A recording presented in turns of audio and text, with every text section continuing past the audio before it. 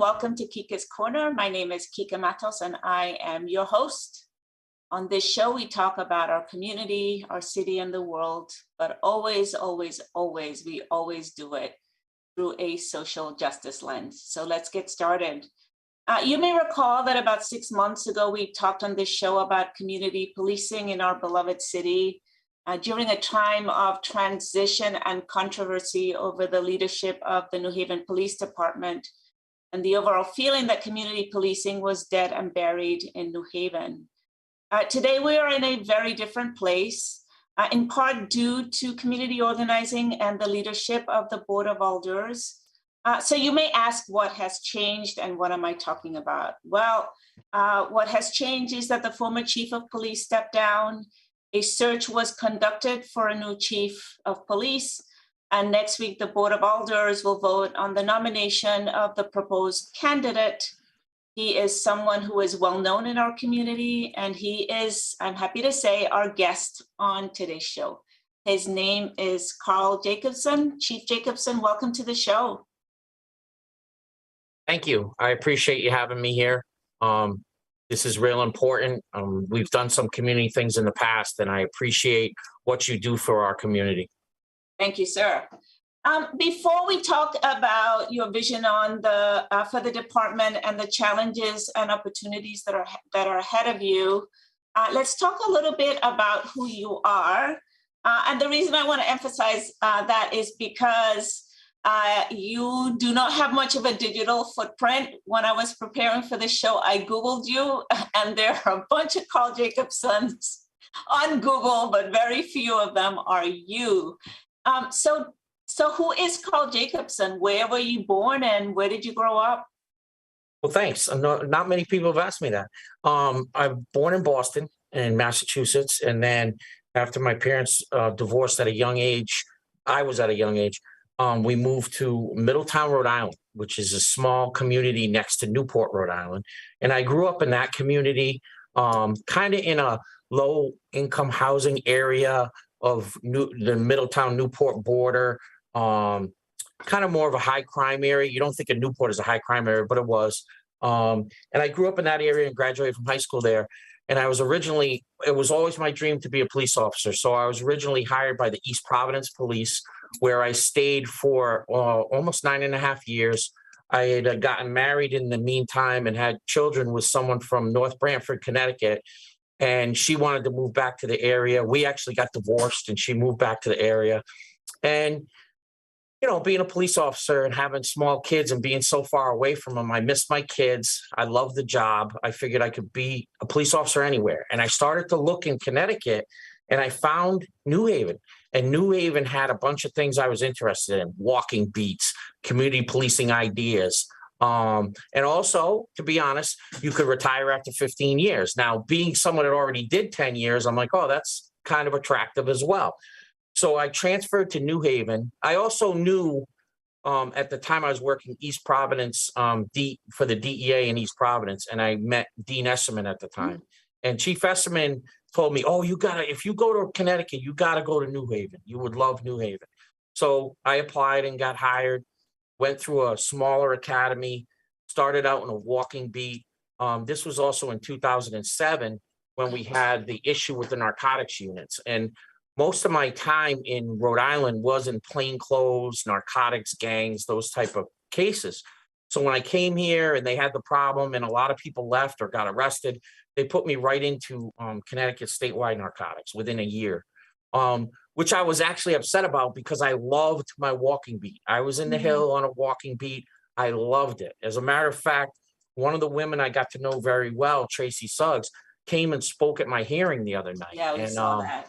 We built relationships out there in the Hill and that I still have today. And, like I said in the meeting, my life as a police officer totally changed because it was no longer about arresting people. It was about meeting people and greeting people and solving problems, neighborhood problems. And I just love that concept. And, but New Haven was hurting for plainclothes experience. And I went right into that field. Then I worked for the FBI Safe Streets Gang Task Force, did a lot of large cases related to homicides and shootings, but got to know people in the community because of whether they had a death of a family member, they were shot, they needed some kind of help. So still kept that community policing bond. Then I made sergeant in 2013, and I thought, oh, I get to go back to the street. Mm-hmm. And I kind of wanted that in uniform. And they said, no, you're going to start a criminal intel unit, and we're going to start this whole thing, Project Longevity. Right. And it's, what I'll say now, so I don't forget, is Project Longevity to me is community policing at the highest level of offender, because they're community members too, right? And I was told, you're going to call people in, warn them that, hey, if you don't put the guns down, we're going to come after you. But if you put the guns down, we have jobs for you and services and money. And I got hooked up with Stacy Spell, who's just an incredible community member, retired homicide detective. And we just started this journey up until last week when he retired. That is just another change in my life of policing, right? Let me go back a little bit. You earlier said that you grew up in a high crime neighborhood in Middletown, Rhode Island, and then you said almost shortly after that you always wanted to be a police officer, and I found a little bit of dissonance in that. So talk to us about why, from a very early age, you already knew that you were going to become a police officer. So I grew up in a household with alcoholism, abuse. There were some issues, and when the police arrived as a small kid, I felt safe. My step parents and other people didn't feel safe because they were probably going to jail. But as a little boy, I felt safe. And I said, I want to do something where I help people. And when I show up, people feel safe. And moving forward to now, to that 2013 time, I went to many seminars and instructional stuff on Project Longevity with the National Network of Safe Communities. And they teach the social justice angle of, hey, when you show up, people don't feel safe. And it blew me away. Now, this is 2013, so I've already been an officer for a long period of time. And I'm like, oh, what do you mean? And it was broken down to me, at the time they put up a slide, 60% of young Black men don't have a father figure at home, and that's from policing. And I was blown away. I was in Long Island, New York, with former Chief Reyes, Stacy Spell, and Brent Peterkin. And I raised my hand and I stood up and I said, I didn't sign up for that. And so, but I understood it. I totally understood it. So that's why, after those, understanding what policing had done to certain communities, sections of our community, I said, we need to change this. And that's why Project Longevity worked, because it was about arresting the fewest number of people and changing the violent crime. And we were able to do that in New Haven for a long period of time. I noted you came in 2007, and at that time, I believe Cisco Ortiz was chief of police, and you've been here now for 15 years, which means that you would have worked under, I think, 5 different chiefs of police. And so Cisco, the guy from Chicago, Chief Lewis, Dominguez, and then there was Reyes, another guy Campbell, from Reyes, Campbell, Esserman. It's more like it's closer 7, to 9 if you add in Stephanie Redding as an acting, John Galeka as an acting. Yeah, it's like 9. So you're now, fast forward 15 years, you're about to step into the position of chief of police, and you have worked under 9 different chiefs of police. Talk about to us about what your takeaways are observing all of these 9 different kinds of leadership. So it always started out well, and everybody had a plan, right? But if you're only here for a year and a half, you can't execute your plan. Right. And when that chief left, people left with him. And you're not necessarily worried about the chief, right? Because when I went to my lineups, or I went out to do my search warrants with my narcotics guys, I wasn't worried about who the chief was. I was worried about who my immediate supervisor was. But with chiefs coming and going, those positions change as well, because different people have different opinions and different, different what they want to do with the police department. So one of the things I talked about the other night in the Board of Alders is stability. And I know I said 15 years, but my goal is to do at least 20 years. So I got another 5 years at least. And my goal is I'm going to make assistant chiefs that are going to stay with me, believe in stability. Because see, with stability, we get consistency. And with consistency, there's no complacency. And with complacency, you have the ability to have bad incidents or officers not do what they're supposed to do.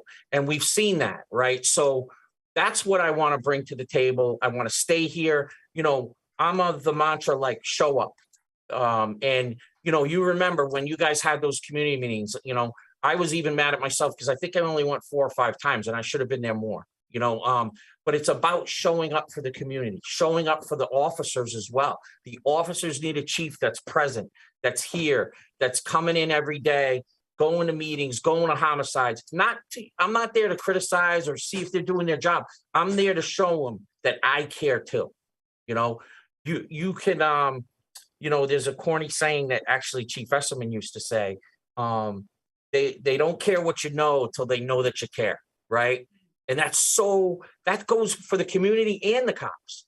And so that's where I feel like that stability piece is something I want to bring to the police department.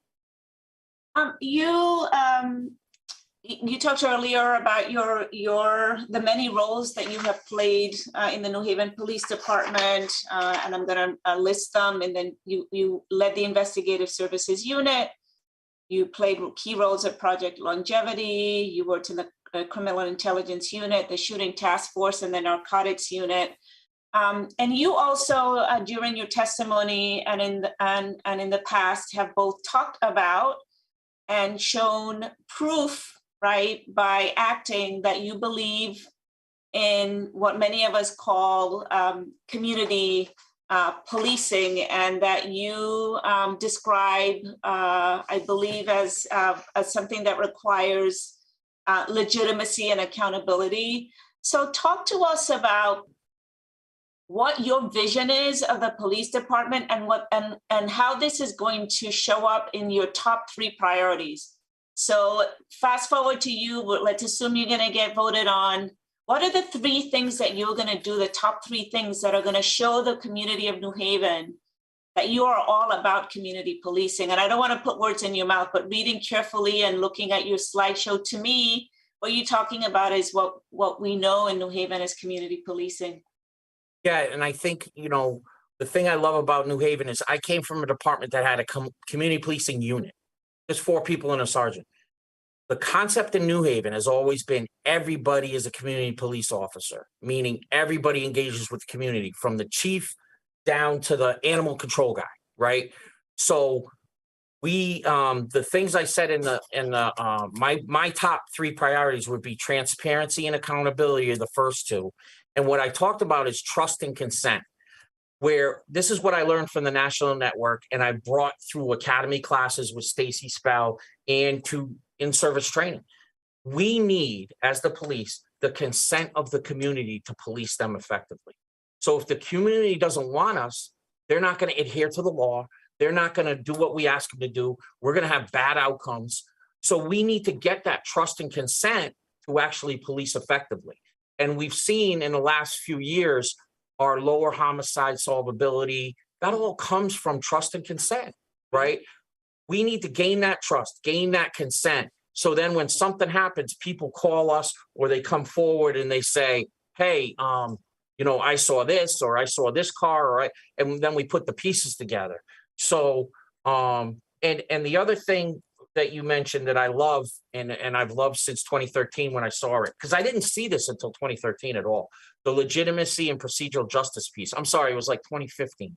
I think that's when it really became popular. And I really do believe Tracy Mears, who's on our police commissioner, created some of this stuff. And we talk about it often. And I've asked her to kind of help me put together this procedural justice front, so that, not only do I want this for our command staff and our officers, but then our officers definitely with the community.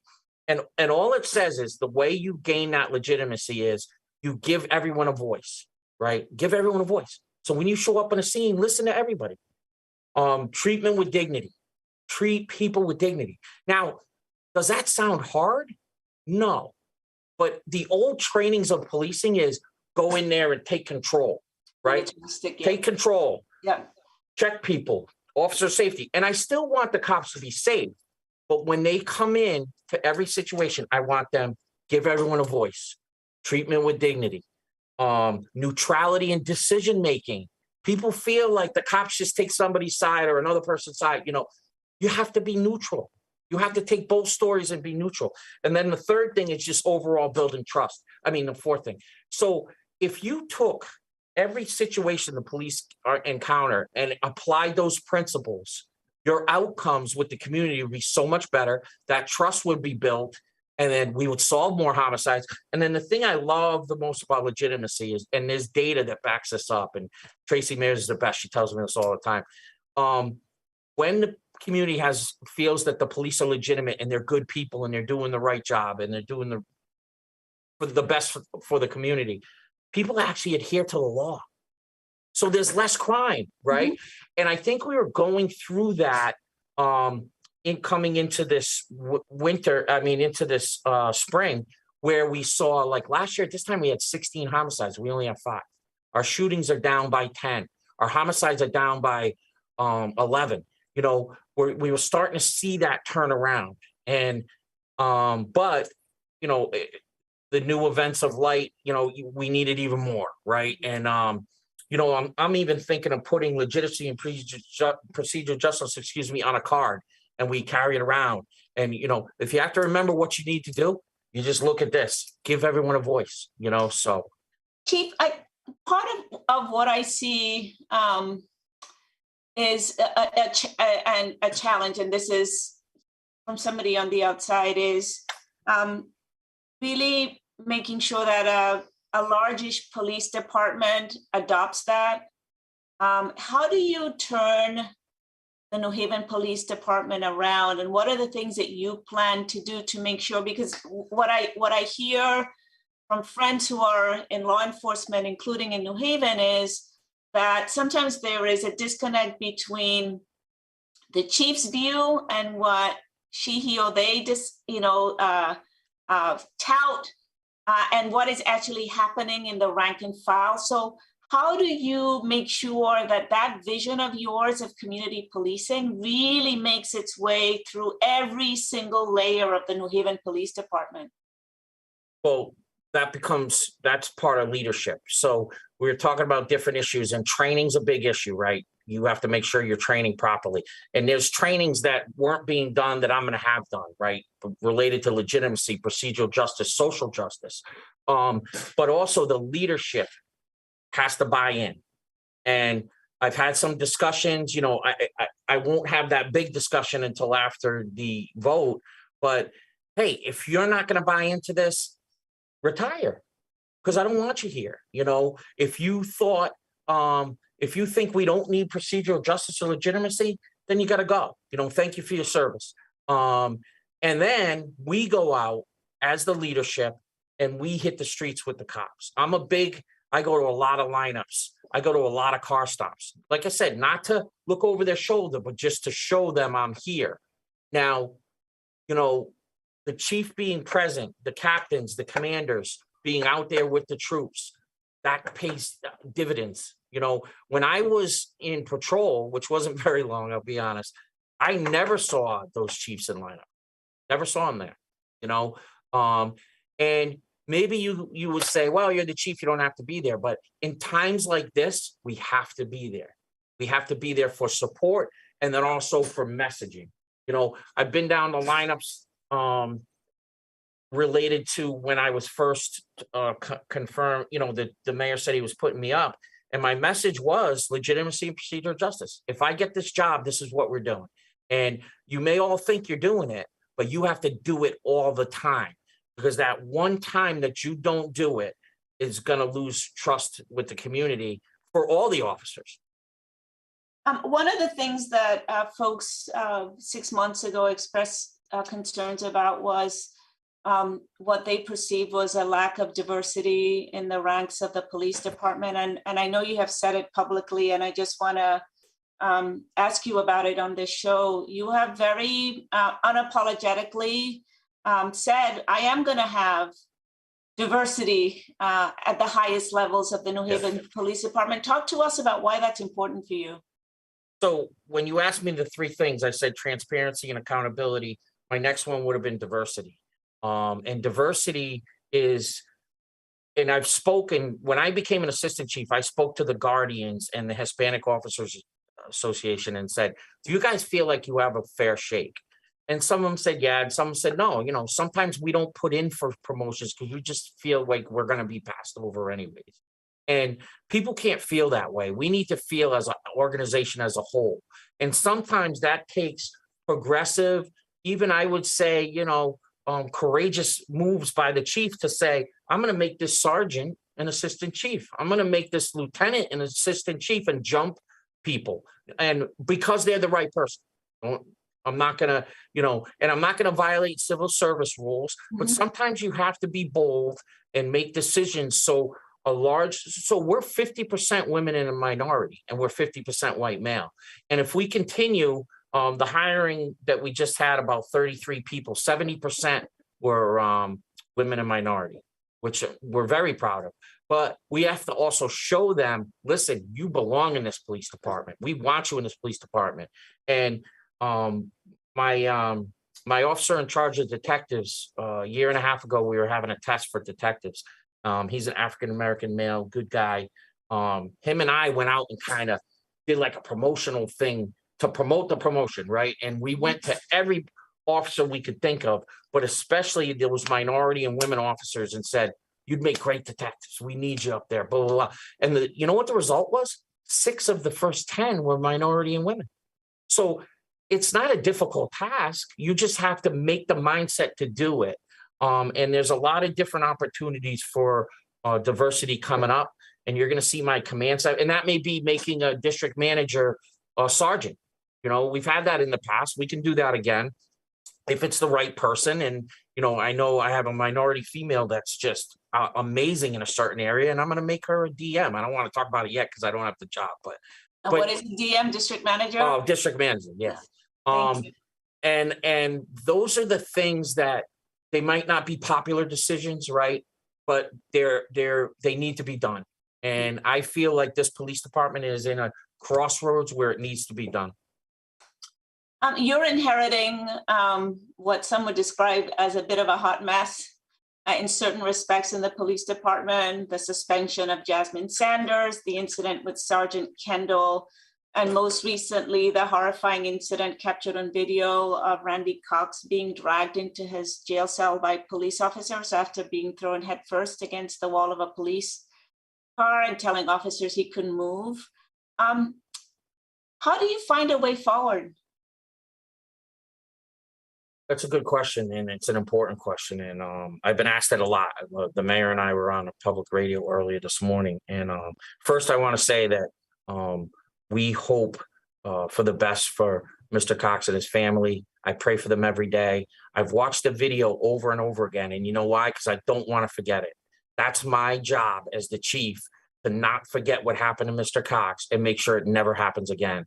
And, you mentioned like Sergeant Sanders' suspension and other things. I think what we do is we see how we need to uplift people, right? We normally just suspend people and then we move on, right? I want to create a mentorship where Sergeant Sanders, which I know she is, she's working with a lieutenant, she's doing an awesome job, right? It shows it works, there's other people in the police department that we need to do that for, so I believe in having an early warning system for internal affairs where we identify. So it starts with rudeness complaints, and then it may end up like a situation like Mr. Cox. So we don't want that to happen, right? So we need to pair officers up with officers that do it right and officers that we know do it right. We need to teach, learn, mentor, and be on top of them. And by building that stability in command staff and stick it around for a while, that's how you create that. And and I'm committed. I know sometimes my passion is too much, and and this is hard. It's not an easy job, but I am committed to the men and women of the New Haven Police Department, the men and women of the community, to right these wrongs and turn this around. And I know we can, because we've been there before and turned it around. I want to just note and get a reaction from you. I alluded again to 6 months ago, and the sentiment from the community about community policing and about leadership at the New Haven Police Department. And one of the troubling echo chambers that began to be created in New Haven when there was a conversation about the search for the next police chief was that people of color in New Haven particularly didn't want, what they wanted was a police chief who was a person of color, and that this was all about identity politics at its worst. I want to just lift up the aldermanic hearing a few days ago when I believe 12 people testified in support of you, and an overwhelming majority of them were people of color. And it was gratifying, certainly for me, and I'm not the only one, to be able to put that to rest. Because I think what a lot of us were saying is we want a new chief who's going to embrace community policing and who's going to care about the people he, she, or they are meant to serve and protect. And so I just wonder your own reflection. You are a white, as the millennials would say, you're a white cisgendered male who has earned a lot of respect and love for people in the community. So talk to us about what that felt like for you. And then we'll wrap up with my own personal questions of you. It was even though we're going through a tough time, it was a culmination of a career of treating people exactly what I just told you. I always give people a voice. I treat them with dignity and so on. And it was closer to like 17, 20 people. The article had a few less people in it. And most of them were Black or brown. And that meant a lot to me in the way of it. I don't see that. I see it as these people needed me, and I stepped up as an officer and as a person. And it was the right thing to do at the right time. And I just want to touch on one kid, Curtis Ratchford, who came, who was involved in a gang and got in trouble. And I even took him out for a Sunday and a burger with a couple other probation officers, and we were getting him hooked up with school. 2 days later, he shot somebody, and I had to arrest him for it. But I was there when he got out of jail to say, I'm here for you. What do you need? What can I give you? How can I help you stay alive? And he actually said in that hearing that he feels he's alive today because of me. That's powerful,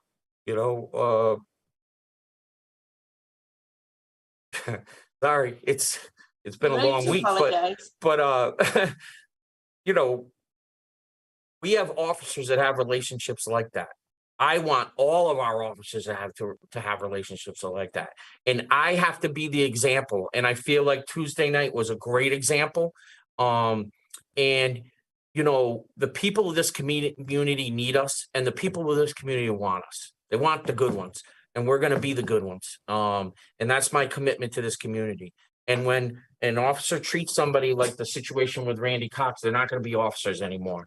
And we need to make that message, but also say, when you are helping people, well, we're going to reward you for that as officers as well. I love this city. I live in this city.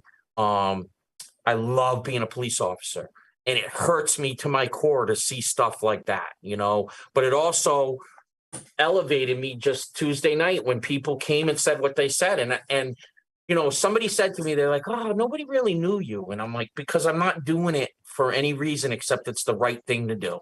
And those are the people that I'm identifying in this police department, and I'm going to bring on this journey with me as my leaders. Thank you, Chief.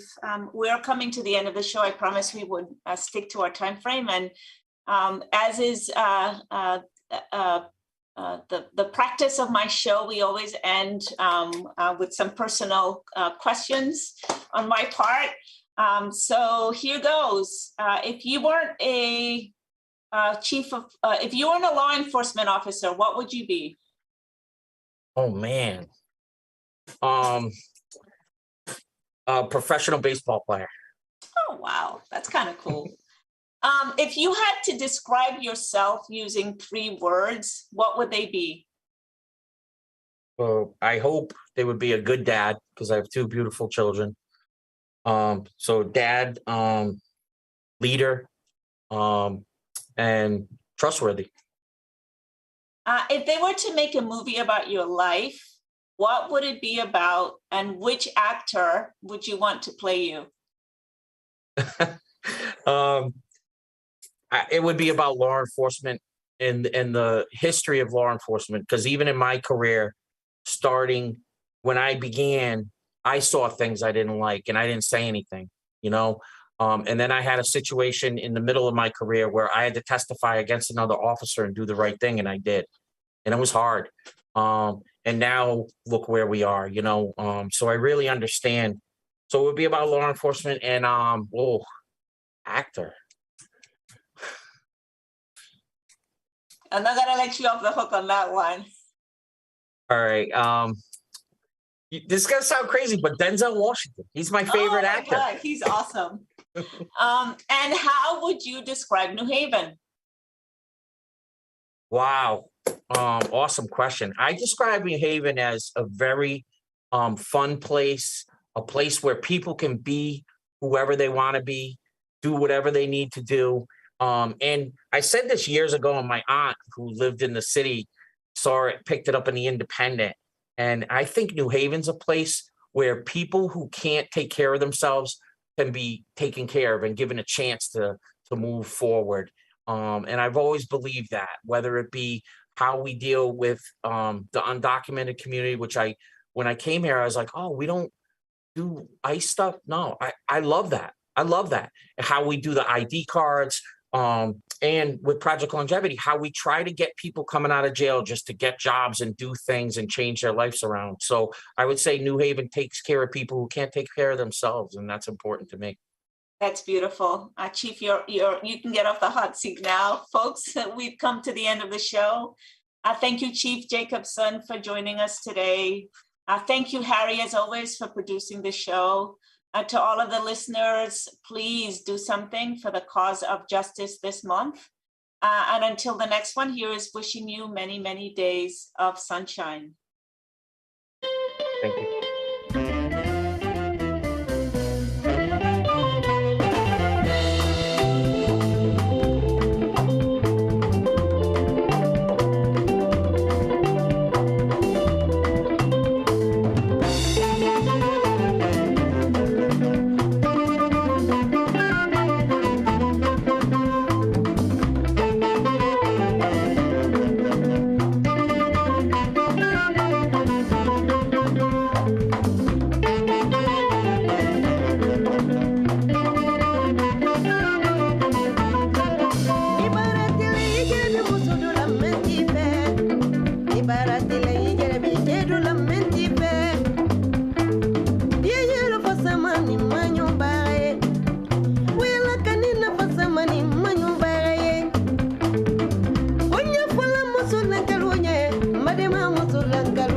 Ye ye ye femme da de